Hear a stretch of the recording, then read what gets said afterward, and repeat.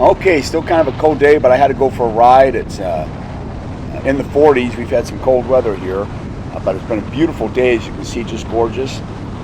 And I've been filming and trying to film and do a video on this next subject, and that is my wife said when we bought this house in Arkansas that I could get me another bike. So I had been usually leaving the Triumph up in Missouri, and I have that bike to ride around up there, especially if I need to get away from the grandkids or just get my sanity back. And then I have, of course, one of the bikes here in Arkansas. Because the Triumph has a flat tire right now, and I haven't gotten it fixed yet, I got both bikes here in Arkansas. But she said that. The other one she said is she thought my Dark Horse was too big for a lot of these windy roads back here. Now, she knows it's not too big for me to ride, but she doesn't feel comfortable riding on it with me. She'd rather have me get a smaller bike and also get a hopper. She knows I missed having my Indian Scout when we lived in Abilene, because it was a great hopper. That's what I used to call it, a hopper, just kind of hop around town. So I've been making this list for the last 4 or 5 months since she said this about getting me a hopper here, because it would be fun to have a smaller bike, taking my Dark Horse on the bigger trips, especially maybe some 3-4 day trips, but 1 day trips or something around here just for an overnighter. It'd be nice to have a little hopper to get to ride around, and also if I just want to go into town and then come back home. So I've been making a list, looking at different prices and seeing what kind of bikes they could be. Now, she did mean to me that she wanted something smaller, and I must confess I got one big bike on here, but everything else to me is on the smaller end. This is not really in any order. I do have some preferences, but here we go. And I'm going to give you the list first, and then she's in Missouri right now. We will get together here this weekend, and I'm going to try to have a discussion with her and also film it and see if she'll go online and see what she would pick as the bike she'd go for, like what top 3 bikes she would pick that I could get. Now, I'm not going to go out and buy them right away. I'm not really an impulse buyer. I've done that really kind of only one time, impulse bought a motorcycle. Usually I think about it for a long time. Matter of fact, a couple of the bikes on here, I've thought about it for a long time, over a couple of years. But it will be fun anyways to see, and I'm going to bring it up. Remember when you said this? So here we go. Here's one of the bikes, is the Suzuki Boulevard. The M50 or the M90, you can get a cheap one at a pretty good price if it's used. Even brand new, they're not an expensive bike. Shaft driven, so there's a lot of less maintenance, and that's important for me right now, because if I leave it here in Arkansas, not in Missouri, but here in Arkansas, I don't have a garage to work on it. So in Missouri, I could work on it if something goes wrong, but I can't here. If I leave it here, I'm in an HOA. I can't work on it in my driveway area, and I don't have a garage for it. So it'd be really kind of nice to have a shaft-driven motorcycle, and Suzuki makes a quality bike. One of the knocks Suzuki gets is that they've not made a lot of innovation. for many years on their motorcycles. That's true. But if it works, I don't see what's the problem with that. And I'm not riding around for innovation anyway. So I'm thinking the Suzuki M50 or M90 Boulevard. The next motorcycle on the list is the Kawasaki Custom. Again, you can find some great deals, and it's a good looking bike. I found this one two-tone one here. It's going for about $6,000. It's about 5 hours away. I'd have to drive up there and bring it back. Actually, I'd have my wife drive me and bring it back. But you can find really good deals with the Kawasaki Custom, and it's a good motorcycle. It always comes where you have a pillion, so you can put a passenger on it if you want to. It's not an overly heavy bike. She may look at this Boulevard and this Kawasaki. To her, they may seem big. Sometimes when we go window shopping, she can be deceived. But they're really not that heavy of a bike, and I think that she may go for that mid-type cruiser, not that heavy, and maybe she'll go riding with me. I do like that. It's easy to get these with saddlebags, as well as the Boulevard. So if I want to take her on a picnic, I'm a little bit of a romantic, then let's throw some stuff in saddlebags and let's go for the day. Okay, the next one is the Honda Phantom, Honda Shadow Phantom, and it's never been a bike that's really thrilled. Excuse me. It's never been a bike that's really thrilled me much, and but you can really get one, and if you do a little bit to it or you find the right one, you can make it a sharp looking bike. Like this one here, I found that is in, I believe it was Wichita, Kansas, and you can find that one, and it can really be a pretty nice bike. When I was in my trip in May to see my dad in California, on the way back I ran into a guy at a rest stop. It was Joe, late 20s, former Army. And he saw my Dark Horse and came over, oh, that's a Chief Dark Horse. And I go, yeah, it is. And we start talking. Well, he says, come to my van. So I went over to his van, and he was trailering in his van his Honda Phantom that he had actually customized a lot. Kind of had more of a bobber look. He was heading to Los Angeles for a wedding, even had a suits and clothes in there. And we talked bikes for a little bit and the military. And then we both were like, okay, we got to get some shut-eye. Talk to you later. Anyways, it can really look good, and I found one in the pic that I'll post on the video for you here.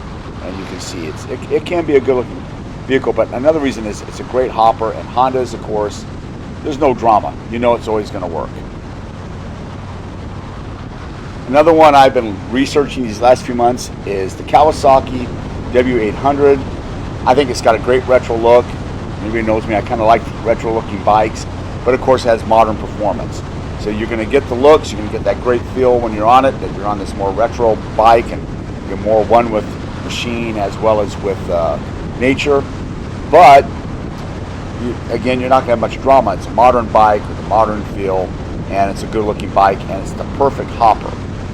No saddlebags. I'm sure there's aftermarkets. I haven't looked. But you can easily wear a backpack or put like a little side bag on there if you need it. Anyways, I think it's a great looking bike. This is one I found here, and it was pretty inexpensive. I think it was for $6,500. I don't remember the exact price, but it would be a great bike to have. Okay, now let me get into the American bikes. One of my favorite bikes of all time is the Indian Scout or the Indian Scout 60. I had an Indian Scout 60, 2016, pearl white. Rode it all the way to the three ridges of the Grand Canyon, the southern, the west, and the northern. And I've always loved it and wish I'd never gotten rid of it. I miss it so much. And I would take either the Scout 60, be a great hopper and great for these little roads, or a full Scout. I was looking around Olathe, Kansas at the Indian dealer there. They had one, that the black one, I made sure I put a picture of it and put it on here, at a really reasonable price and not many miles. So I'd be happy with the black, pearl white, or the red. Those are my three favorite colors, and I would get that and find me a good used one. I love the way it rides. I'm familiar with it, and to have two Indians again would just be so great. It's been a while since I've had two Indians. what can be said about my next pick is the Harley Davidson Iron 883. I've always loved this bike. I love that it's still kind of raw. I love that it's air cooled. I love that the technology is low. I love this Sportster. It's beautiful looking, it's a great feel, and it's the perfect hopper. And it'd be great in these hills, mountain areas of the Ozarks, especially for just day trips. And I can, if I want something more, I can always go on a backpack or have a little side pack and hook that to it. There's no pillion, so my wife would have to drive to meet me somewhere, and I wouldn't be able to have the romance with her. Like, let's go to a picnic together. I'd have to go, let's meet me somewhere. Here's the stuff. But boy, just to kind of get around, have a backpack on, or just to feel the bike and go would be great.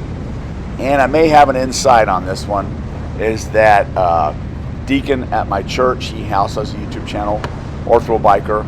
He has an Iron 83, and he's thinking about selling it because he has 2 motorcycles, and he's not riding it that much, which happens quite often.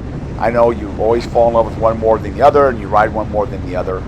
That's always happened to me, and so I may have an inside track. The next one is the Triumph Bobber. I love this bike. I think it's an outstanding, beautiful piece of art. It's not the type of bike you take on a long trip, so it's perfect for these hills. You can't put a side bag. Of course, my wife would again have to go in the car to meet me somewhere. Wouldn't be able to take her with me on this, so it might defeat the purpose. But in all honesty, I love my wife to death, but she only rides with me 4 or 5 times a year anyway. So I've always liked this. I think it's a sharp looking bike, and I think it would do really well up in this area here and just give me that really good, cool feeling. You can get this bike at a pretty good price used. And so I wouldn't buy this bike new at all, but I've got all these bikes besides one I'd probably buy used. Maybe 2 I'd buy new, but 1 or 2 new, but the rest would be used. And that's only because the new price isn't that much. But this bike, I've seen some going for $6,000 to $7,000 used. Sharp looking bike, it'd be a lot of fun. Speaking of Triumphs, the other one on my list is also kind of in the same venue as the Boulevard or the Kawasaki Custom, and it is this Triumph America. The Triumph American is a nice bike, 5 speeds, so you got a 5-speed gearbox. Great for this area here, great for a passenger, and I've found some very, very inexpensive ones with saddlebags that draw in a very good price, not many miles, has that classic Triumph look, and is still a really reliable motorcycle. So I would love to have one of these bikes and use this as my hopper. Now my next one is going to be the hard sell, because she knows I've been eyeing it for a couple, boy, probably 3 years now, and that is the BMW R18.